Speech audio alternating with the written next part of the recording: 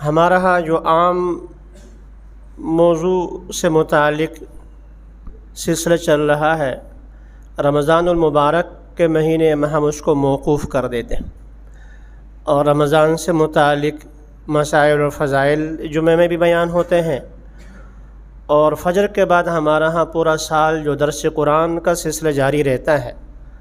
الحمدللہ آپ کے علم میں ہے سورہ فاتحہ سے لے کر ناس تک 2 دفعہ اللہ کا شکر ہے مکمل ہو گیا، اور اب تیسری مرتبہ 17 پارے مکمل ہو گئے۔ اللہ تعالی ہمیں قرآن سیکھنے، سمجھنے اور عمل کی توفیق نصیب فرما لے۔ تو رمضان المبارک میں ہم اس درس کو بھی موقوف رکھتے ہیں، رمضان سے متعلق مسائل، فضائل وہ بیان کرتے ہیں، کیونکہ رمضان میں لوگوں کا رجحان الحمدللہ مسجدوں کی طرف، عبادات کی طرف زیادہ ہوتا ہے، اور شیاطین بند کیے جاتے ہیں، تو ان سے متعلق وقتی ضرورت کی چیزیں بیان کی جاتی ہیں کہ رمضان اگر صحیح طریقے سے ڈھنگ سے گزرا تو انشاءاللہ پورا سال ٹھیک طریقے سے گزرے گا۔ فارسی کا ایک مقولہ ہے کہ قدر زرگر شناست، سونے کی قدر جو ہے وہ سونار کو پتہ ہے، اور موتی کی کا علم اس کے جو ہے وہ قدر یا بادشاہ کو ہے یا سنارے کو ہے، عام آدمی کو کیا پتہ۔ تو رمضان المبارک کا مہینہ جو ہے اس کی حقیقی قدر تو بس جس پر قرآن نازل ہوا اس کو پتہ ہے، اور یا ان کے براہ راست جو شاگرد تھے صحابہ کرام رضوان اللہ تعالی علیہم اجمعین، ہم کیا جانیں۔ رسول اکرم صلی اللہ علیہ وسلم رمضان کی تیاری 2 مہینے پہلے سے کرتے تھے، 2 مہینے پہلے سے۔ آپ کے علم میں ہے جس قسم کا انسان کو سابقہ پڑھنا ہوتا ہے، تیاری اسی انداز کی ہوتی۔ اگر کوئی کھلاڑی ہے، آگے میچ آ رہا ہے، تو وہ اپنی فٹنس ثابت کرنے کے لیے وہ اس تیاری میں لگا رہتا ہے۔ فٹ بال والے جو اس میں، کرکٹ والے ہوں تو اس میں وہ ان کے کیمپ لگ جاتے ہیں، وہاں تیاریاں ہوتی ہیں۔ اگر کسی نے جا کر امتحان دینا ہے CSS کا، تو وہ CSS اکیڈمی میں داخلہ لیتا ہے، رات دن ایک کر کے جو ہے، نہ دن نہ رات، کھانے پینے کی بھی فکر سے جو ہے بالکل جو ہے لا تعلق ہو کر اسی میں لگا رہتا، اسی دھن میں لگا رہتا۔ کسی نے فوج میں اسی طریقے سے، یہ پولیس میں اگر کوئی وہ انٹرویو دینا ہو تو اس سے پہلے چونکہ دوڑ کا مقابلہ ہوتا ہے، تو وہ پہلے سے جو ہے وہ روزانہ دوڑ شروع کر دیتے ہیں کہ وہاں تو 3 کلومیٹر 5 کلومیٹر جو ہے وہ دوڑایا جائے گا۔ تو وہ تیاری اس حساب سے ہوتی ہے، جسمانی جہاں امتحان ہونا ہے، جسمانی جہاں فوائد حاصل ہونے ہیں، وہاں تیاری اس انداز کی ہوتی ہے۔ اور رمضان کا مہینہ یا دینی عبادات یہ جسمانی چیزیں نہیں ہیں، یہ روحانی چیزیں ہیں، تو اس کی تیاری بھی روحانی طور پر ہوتی ہے۔ حضرت صلی اللہ علیہ وسلم کی 24 گھنٹے کی زندگی عبادت ہی عبادت ہے، پھر بھی آپ صلی اللہ علیہ وسلم رمضان کی تیاری 2 مہینے پہلے سے کرتے ہیں۔ آپ کے علم میں ہے رمضان سے پہلے شعبان کا مہینہ، شعبان سے پہلے رجب کا مہینہ، رجب کا چاند دیکھتے ہی جو دعا منقول ہے میں اور آپ کو پڑھنے کے لیے کیا ہے؟ اللہم بارک لنا فی رجب و شعبان وبلغنا رمضان۔ ابتدا ہو رہی ہے، اور ابتدا بھی کس بہترین چیز سے ہو رہی ہے؟ دعا سے ہو رہی ہے، دعا سے کہ یا اللہ ہمارے رجب کے مہینے میں بھی برکت نصیب فرما۔ اللہم بارک لنا فی رجب، رجب کے مہینے کو ہمارے لیے بابرکت بنا، و شعبان کے مہینے کو ہمارے لیے بابرکت بنا، وبلغنا رمضان، ہماری عمر اتنی دراز فرما کہ رمضان کی رحمتیں ہم سمیٹ لیں، رمضان تک ہمیں زندگی عطا فرما۔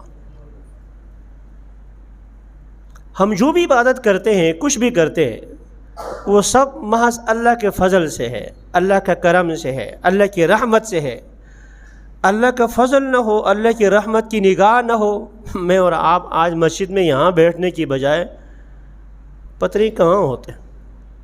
اللہ نے اپنی رحمت والی نظر، کرم والے نگاہ فرما لی، تب میں اور آپ مسجد میں آ گئے۔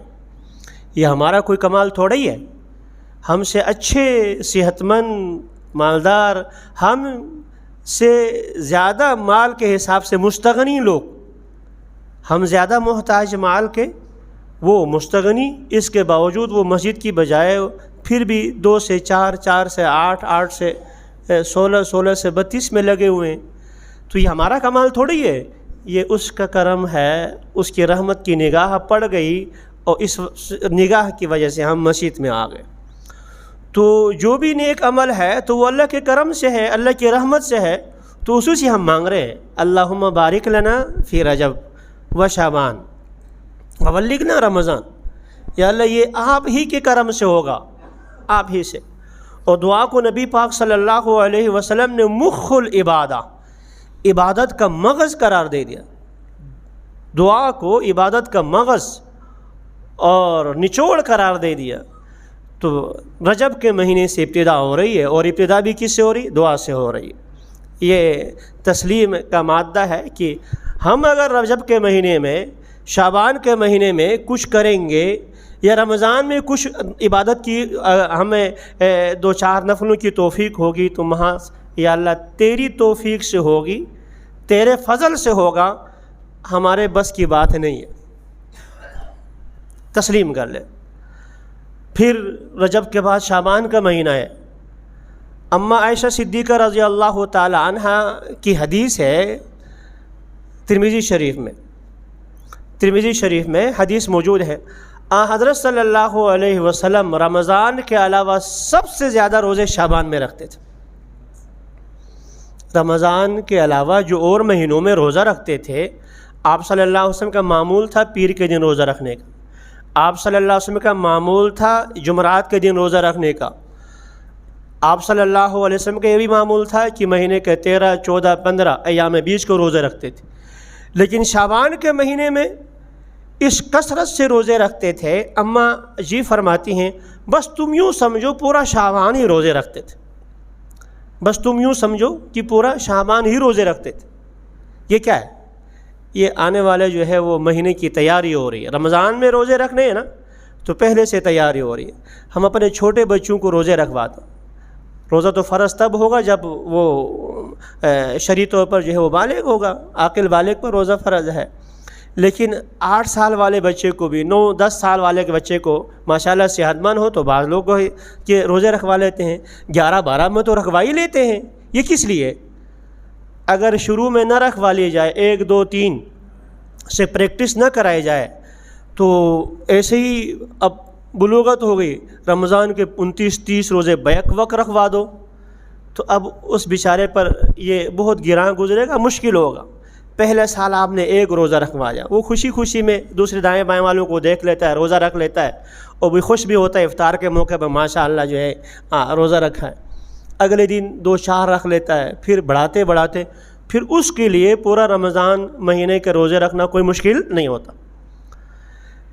ایسے ہی حضرت صلی اللہ علیہ وسلم نے ارشاد فرمایا، مرو اولادکم، اپنی اولاد کو بالصلاۃ، نماز کا حکم دو، وہم ابناء 7 سنین، 7 سال کی عمر ہو جائے نماز کا حکم دو، یعنی 7 سال سے پہلے وہ اس کو نماز سکھا چکے ہیں آپ، تو 7 سال میں بیٹا نماز پڑھ لو، سختی نہیں کر، زور نہیں، بیٹا پڑھ لینا نماز۔ اور نماز میں اس کو جو ہے آپ نے کوئی ہدیہ تحفہ انعام کے طور پر دے دیا، ماشاءاللہ۔ اور 10 سال کی عمر میں حضور نے فرمایا 10 سال کے بعد بھی نماز نہ پڑھے تو ماریں، لیکن یہ مارنا زور سے نہیں ہے، ہلکی سی تنبیہ، ماریں۔ یوں کیوں مارا جا رہا ہے 10 سال کے بعد؟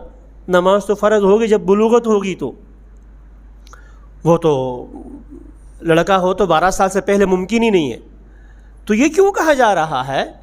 یہ اس لیے کہ اگر اس نے 10 سال سے پابندی سے نمازیں پڑھنی شروع کر دی، تو 12 سال، 13، 14، 15 سال بلوغت تک وہ نماز کا ایسا پکا عادی ہوگا، اب آپ چھڑانا چاہیں گے تو بھی نہیں چھوٹے گی۔ جو یہ نشے کے عادی ہوتے ہیں، سگریٹ کے، یا کسی اور کے. اللہ تعالی ہم سب کی، ہمارے بچوں کی حفاظت فرما لے، ہر قسم کی نشے سے حفاظت فرما لے. یا سب چھوڑ لیں. آج کل جو مصیبت خان آیا ہے، موبائل کا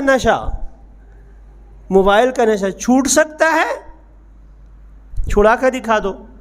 موبائل کا نشہ کسی سے چھڑا کر دکھا دو، انعام دوں گا آپ. افسوس ہے، پہلے جو ہے ہمارے بوڑھے ہوں خصوصیت کے ساتھ، نوجوان تو میں جوان بات نہیں کرتا، بوڑھوں کے ہاتھ میں تسبیح ہوتی تھی، باتیں کر رہے ہیں آپس میں، گفتگو ہو رہی ہے، جب فارغ ہو گئے، چاہے آگے ٹی وی لگا ہوا ہے، ٹی وی دیکھ رہے ہیں، پھر بھی ہاتھ میں تسبیح ہے، کوئی نہ کوئی چل رہا ہے، کوئی اللہ اللہ کر رہا ہے. ہمارے ایک بزرگ فرمایا کرتے تھے، کراچی کے ایک بہت اچھے بزرگ حکیم اختر صاحب رحمۃ اللہ تعالی علیہ، وہ غالباً غالب کا یا کسی کا شعر ہے، در دست تسبیح در دل گاؤ خر این چنی تسبیح کے دارت اثر. در دست تسبیح، ہاتھ میں تسبیح ہے، در دل گاؤ کھر، اور دل میں جو ہے گائے اور گدھے کی باتیں، یعنی مال کے پیچھے لگا ہوا ہے. ای چنی تسبیح کے دارت اثر، اس طرح تسبیح کا کیا فائدہ؟ تو میں خود بیان میں موجود تھا حضرت کا، یہ بیان تو اب تو چھپا بھی ہے، میں خود اس بیان میں موجود تھا. فرمایا کہ غلط کہا اس نے، غیر محقق تھا، اس نے یہ شعر کہا ہے، میں نے یہ شعر تبدیل کیا ہے. حضرت فرمانے لگے، آگے پھر اپنا شعر کہا، در دست تسبیح در دل گاؤ خر این چنی تسبیح ہم دارت اثر. ہاتھ میں تسبیح ہے، دل میں جو مال و دولت ہے، اس طریقے سے بھی اللہ اللہ کہو، یہ بھی اثر رکھتا ہے، یہ بھی فائدے سے خالی نہیں ہے. آگے مثال دے کے سمجھانے لگے، تم جا کے بٹن آن کرنا چاہتے ہو کہ میں ایگزاسٹ چلاؤں، چاہتے ہو کہ میں بلب چلاؤں، نیت یہ وہ پنکھا چلاؤں، نیت بلب آن کرنے کی نہیں ہے. غلطی سے بھی بٹن آپ دبا لیتے ہیں تو بلب روشن ہو جاتا، روشنی پھیل جاتی ہے. تو دل میں اگر اللہ کا نہیں ہے، ہاتھ میں بھی اللہ کہہ دیا، یہ لفظ اللہ اپنا اثر دکھا دیتا ہے. کسی کو اگر آپ ابا جی کہتے ہوئے، کسی کو چچا انکل کہتے ہوئے غلطی سے بھی آپ کے منہ سے گالی کا لفظ نکل جائے تو آگے والے پر اثر ہوتا ہے نہیں ہوتا؟ غلطی سے نکل گیا یار، آپ نہیں چاہتے، سوری یار میں معذرت چاہتا ہوں، لیکن لفظ جو گالی آپ نے دی ہے آگے والے پر، اس نے تو تیوری چڑھانی ہے، وہ حاصل چڑھانی ہے، اس نے وہ جو کچھ کرنا ہے، اگر معاف بھی کر لے وہ محسوس تو کر لے گا. تو ایک غلط کلمہ غلطی سے منہ سے نکل گیا، نہیں چاہتے تھے، وہ اپنا اثر دکھاتا ہے، تو اس کا نام کیا اپنا اثر نہیں دکھائے گا؟ ٹھیک ہے، دونوں میں فرق ہے، دل اور ہاتھ دونوں میں مطابقت ہو، دل دماغ ہاتھ اللہ اللہ اللہ کر رہے، اس کی تاثیر اور ہے. لیکن چلتے پھرتے ہاتھ کی تسبیح ہو، دل کہیں اور لگا ہوا ہے، تو یہ بھی ٹھیک ہے، اس طرح کا نہیں، لیکن اثر سے خالی نہیں. تو پہلے ہمارے مجلسوں میں بوڑھے حضرات کے ہاتھ میں تسبیح ہوتی تھی، اور اب جوان تو رہے جوان، وہ بوڑھوں کے ہاتھ میں بھی یہ مصیبت خان ہے، وہ موبائل کا سلسلہ، اور اس میں فیس بک، اس میں یوٹیوب، یہ چیزیں گندی چیزیں چلتی رہتی. تو یہ اگر نشہ آپ ختم کرنا چاہیں بچے کو موبائل کا عادی بنانے کے بعد، اب یہ ختم ہو سکتا ہے؟ اللہ ہی سے مانگتے ہیں اگر ختم ہو جائے، ورنہ بظاہر ممکن نہیں.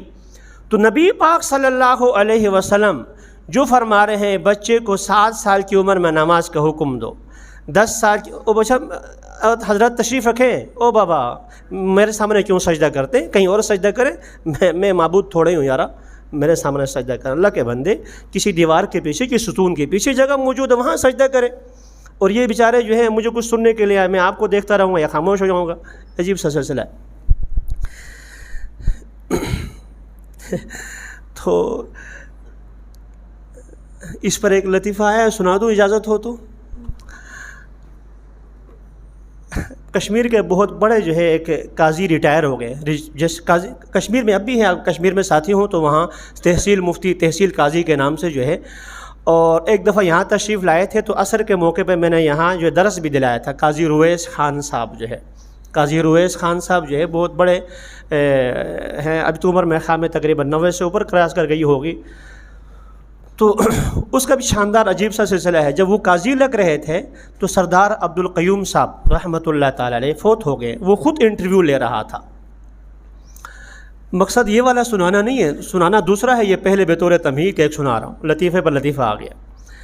تو انٹرویو میں جہاں اور باتیں پوچھی تو من جملہ ایک بات یہ بھی پوچھے کہ اچھا مفتی صاحب، علامات قیامت میں سے کوئی علامت بیان فرمائے۔ بھائی سب سے بڑی علامت یہ ہے کہ تجھ جیسا جاہل مجھ جیسا عالم کا انٹرویو لے رہا ہے۔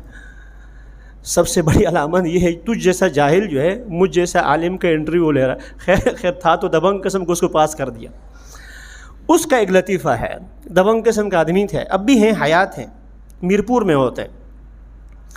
کئی ہمارے بریلوی مسلک کے حضرات کا ہاں پروگرام تھا، تو یہ چونکہ دبنگ قسم کا آدمی ہیں تو یہ تشریف لے گئے، ان کو بھی دعوت تھی۔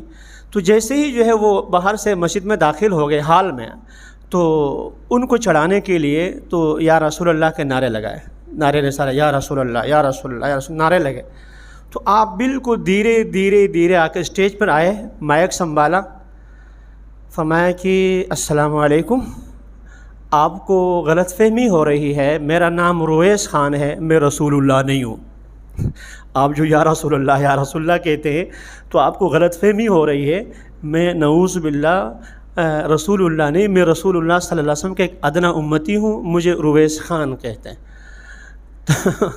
تو بھائی صاحب معذرت کے ساتھ جو ہے جب نماز پڑھنی ہو، حدیث میں یہ ہے کہ فجر کی سنتوں کی بہت تاکید آئی ہے، فجر کی سنتوں کی بہت تاکید، لیکن ساتھ یہ بھی ہے کہ جماعت کھڑی ہو جائے تو سنتیں نہ پڑھی جائیں، جماعت کھڑی ہو جائے تو سنتیں نوافل نہ پڑھی جائیں۔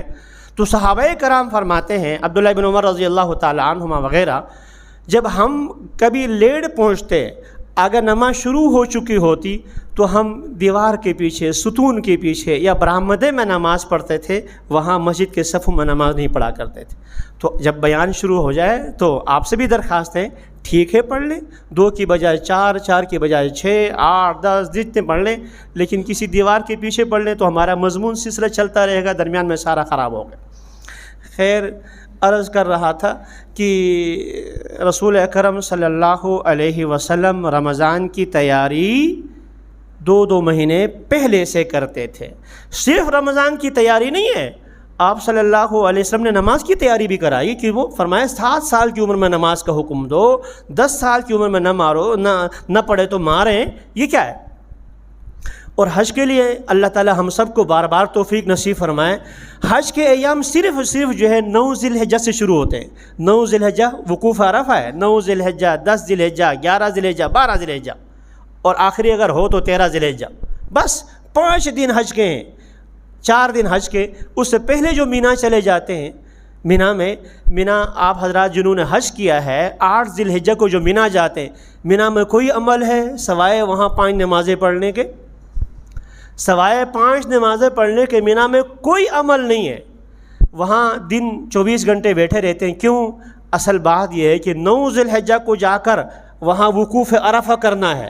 9 ذی الحجہ میں وقوف عرفہ، اور وقوف عرفہ رسول اکرم صلی اللہ علیہ وسلم ظہر سے لے کر، ظہر اثر تو اکٹھی نماز پڑھی، ظہر سے لے کر مغرب تک کھڑے ہو کے دعا مانگے، کھڑے ہو کے دعا مانگے۔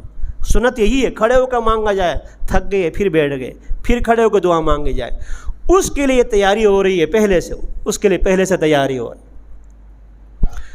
رمضان میں اعتکاف کا اصل مقصد کیا ہے؟ لیلۃ القدر حاصل کر لینا، لیلۃ القدر حاصل کرنا۔ لیکن اس کے لیے کیا ہے؟ تیاری پہلے سے ہو رہی ہے، پہلے سے پورا عشرہ 10 دن اعتکاف کیا جاتا ہے، 10 دن بیٹھتے ہیں۔ ان 10 دنوں میں ایک رات ہے، تاکہ جو ہے ہم 10 دن بیٹھیں گے تو اس ایک رات عبادت کرنی آسان ہو جائے۔ تو حضرت صلی اللہ علیہ وسلم رجب کے مہینے سے دعا مانگ رہے ہیں، اور شعبان کے مہینے میں مسلسل روزے رکھ رہے ہیں۔ اور میں اور آپ کے لیے شفقتاً حضور نے فرمایا شعبان کے آخر میں روزے نہ رکھو۔ اگر شعبان میں آپ کثرت سے روزے رکھ بھی لیں، آخر میں روزے نہ رکھیں تاکہ کمزوری نہ ہو، رمضان ٹھیک طریقے سے جو ہے آپ روزے رکھ سکیں۔ تو آپ صلی اللہ علیہ وسلم پہلے سے تیاری فرما رہے ہیں، اللہ سے مانگ رہے ہیں، اللہ سے دعائیں مانگ رہے ہیں۔ تو یہ آپ اس لیے کر رہے ہیں تاکہ یہ عمل میں اور آپ بھی کر لیں، یہ اور عمل میں آپ کر لیں۔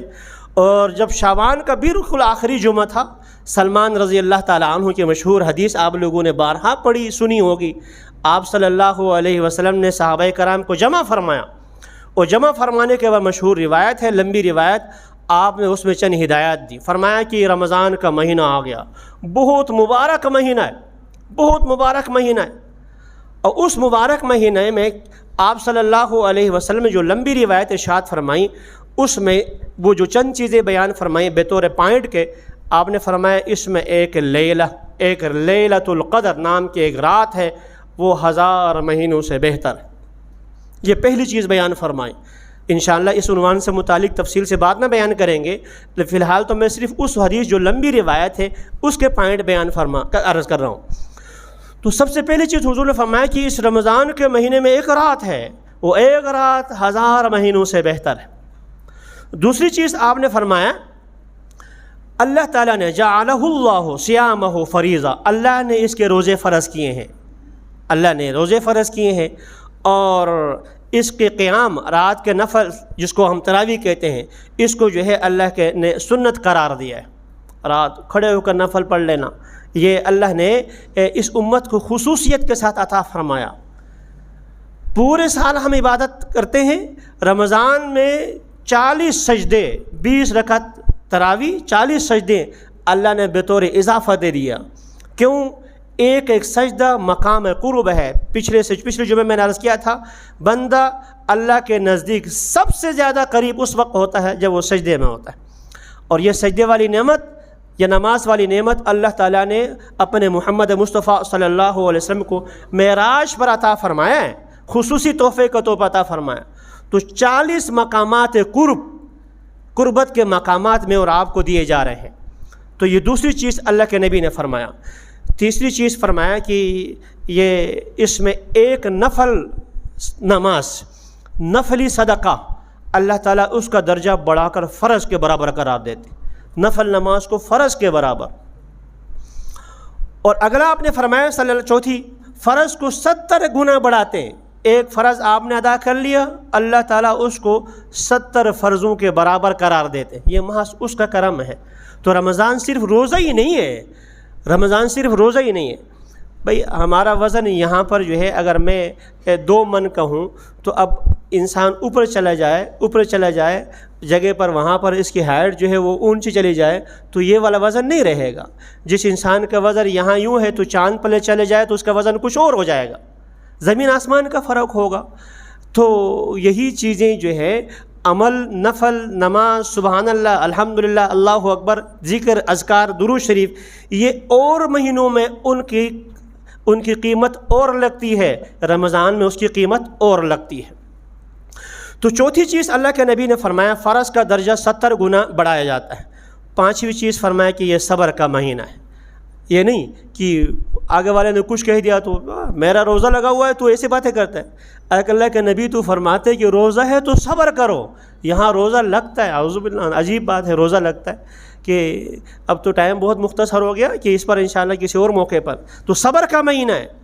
اور اگلا آپ نے فرمایا غم خواری کا مہینہ ہے. خود بھوک لگتی ہے نا مہینے میں اور افطار کے موقع پر، تو یہ دیکھو بیچارے جو ہے وہ جھونپڑیوں میں رہنے والے جنہیں پورا سال 2 وقت کی روٹی میسر نہیں، ایک وقت کھا کر گزارا کرتے ہیں، تو ان کا کیا گزر ہوگا.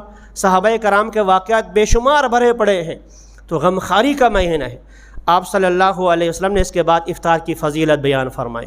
کسی کو افطار کراؤ تو اللہ تعالیٰ جو ہے اس روزہ دار کا جتنا ثواب ہو وہ اتنا آپ کو عطا فرمائیں گے. اور افطار کرانے کا مطلب یہ نہیں ہے کہ پیٹ بھر کر کھانا کھلا دو، ایک گھونٹ پانی پلا دیا اور آپ نے جو ہے تھوڑی سی لسی پلا دی، دودھ پلا دیا، کھجور کھلا دیا. اللہ کے نبی نے فرمایا جو شخص روزہ دار کو پانی پلائے گا کل قیامت میں اللہ تعالیٰ حوض کوثر سے اس کو پانی عطا فرما لے گا. میرے حوض سے وہ پانی پیے گا. ایک دفعہ پیا کبھی جو ہے اس کو پیاس نہیں لگے گی. آگے آپ صلی اللہ علیہ وسلم، لمبی روایت ہے، فرمایا کہ رمضان میں 4 چیزیں کثرت سے کرنی ہے. لا الہ الا اللہ، ذکر کثرت سے کرنا ہے. دوسری چیز فرمایا کہ استغفار کثرت سے کرنا ہے، کثرت سے استغفار، استغفر اللہ استغفر اللہ، یا اللہ میری توبہ، استغفار استغفر اللہ. اور تیسری چیز فرمایا جنت کثرت سے مانگو، اللہ سے مانگو. اور چوتھی چیز فرمایا کہ جہنم سے پناہ مانگو. یہ 4 چیزیں ہم اپنا روٹین بنائیں. ابھی 1-2 دن باقی ہیں، آج کا دن ہے وہ کل کا دن ہے بس. اور جو ہمارے دنیاوی کام ہو سکتے جتنی تاخیر ہم کر سکتے ہیں، شادی بیاہ میں ہم چھٹیاں لیتے ہوتے ہیں اور فلاں کاموں میں ہم کر سکتے ہیں، تو دنیاوی کام ہم جتنے اس رمضان میں جتنے کم سے کم کر سکتے ہیں وہ کم کر کے کاغذ لے لیں، قلم لے لیں، ایک ٹائم ٹیبل بنا دیں کہ دن میں نے ٹائم ٹیبل کے بغیر کوئی کام نہیں ہو سکتا، سکول کی تیاری ہو، کوئی ایگزام کی، کوئی میں اس میں کسی کام میں بغیر ٹائم ٹیبل کے کچھ نہیں ہوتا۔ یہ طے کر لیں میں نے روزانہ جو ہے کم از کم 1000 مرتبہ استغفار پڑھنا، 1000 مرتبہ درود شریف پڑھنا، میں نے روزانہ اتنی اپنے حسب توفیق جو ہے قرآن کی تلاوت اتنی کرنی ہے، اور فرض نماز جماعت سے میں نے پڑھنی ہے، اس میں نے کوتاہی نہیں کرنی، اور نوافل بھی میں حسب توفیق جو ہے پڑھتا رہوں گا۔ صدقہ خیرات چاہے روزانہ 10 روپے ہو، 1 روپیہ، جس کو جتنی توفیق ہو یہ کر لیں۔ اور آخری چیز وہ یہ کہ روزانہ کم از کم 10-20 منٹ محض خالص دعا کے لیے، افطار کے موقع پر 5 سے 10 منٹ اور سحری کے موقع پر 5 سے 10 منٹ ہم متعین کریں صرف دعا کے لیے، صرف دعا کے لیے۔ لیکن ہوتا کچھ اور ہے، افطار کے موقع پر خواتین تو افطار بنانے میں لگی رہتی ہیں، اور مرد حضرات جو ہے آرڈر چلانے میں، یہ کیوں نہیں، یہ کم ہے، یہ فلاں ہے، یہ کیا ہو گیا، یا افطار پارٹیاں کر کے دوسروں کو بلا کر اس وقت جو مانگنے کا تھا وہ وقت جو ہمارے جو ہے دائیں بائیں اس میں خرچ ہو جاتا ہے۔ یہی حال سحری کا ہے۔ تو سب سے پہلی چیز یہ ہے کہ ہم قلم کاغذ لے کر ٹائم ٹیبل بنا دیں اپنے توفیق سے مطابق، پھر اللہ سے مانگے یا اللہ میں نے اپنے لیے یہ تھوڑا سا جو چارٹ سا بنایا ہے، آپ کی توفیق سے ہی میں یہ کر سکوں گا، آپ کی توفیق نہ ہو تو میں کچھ نہیں کر سکتا ہوں، میں نے تو یہ نیت کی ہے، یا اللہ عملی جو ہے جامہ پہنانے کی تو توفیق نصیب فرما۔ اللہ سے مانگے، اللہ کریم ذات ہے، وہ عطا فرماتے ہیں۔ اللہ میرا آپ سب کو عمل کی توفیق نصیب فرما لے۔